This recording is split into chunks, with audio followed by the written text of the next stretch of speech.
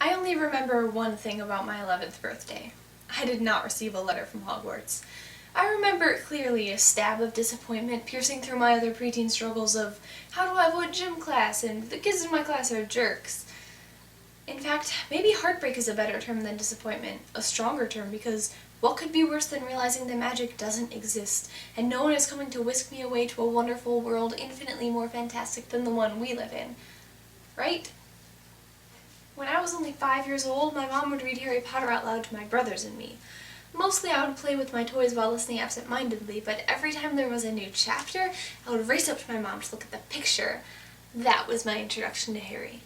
I was glad to meet him. We greeted each other with enthusiasm, and our relationship only grew stronger as I grew older. I read Harry Potter avidly as a child, I read it avidly as a teenager, and I will read it avidly as a grown-up.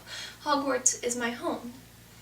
And if I should have a daughter, she will fall in love with the series as I have, and fall in love with characters as I did, as I do, and will get to experience the joy of winning the Quidditch Cup, the camaraderie of fighting with the DA, the heartbreak when loved ones die. Sirius, Dumbledore, Dobby. But another heartbreak will befall her as well, one much more tragic, when she turns 11.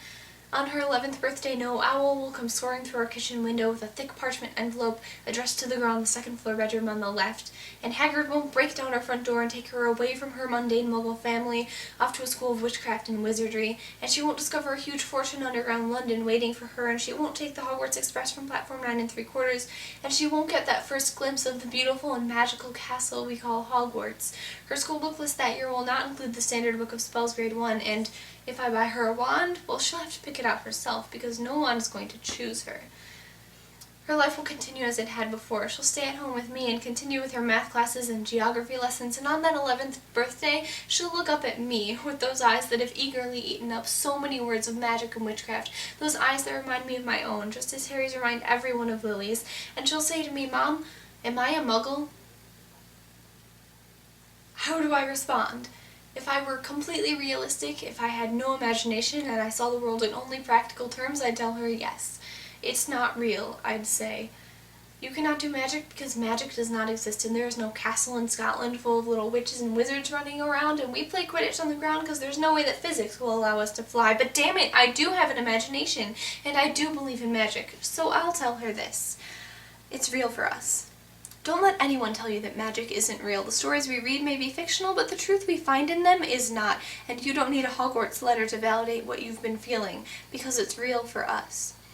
If you raise your wand and say Lumos, maybe you'll still have to go find a flashlight, but Harry also taught us to fight darkness with the love inside ourselves, and our love is better at brightening the world than any spell could be.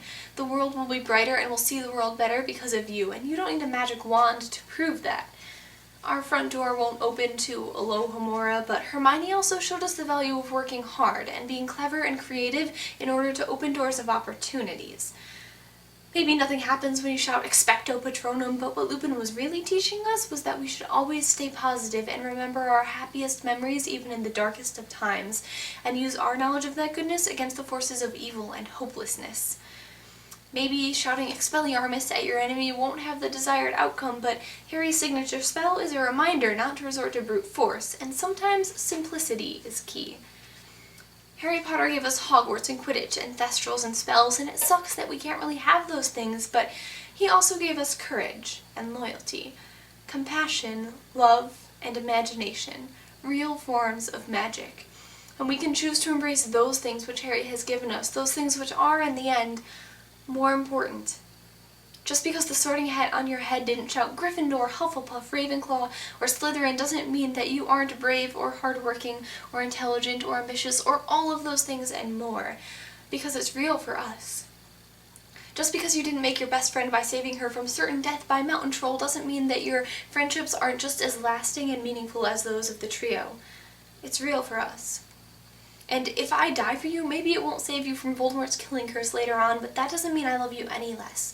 And if love is the most powerful form of magic there is, maybe it's all we need. And we've got plenty of it, trust me.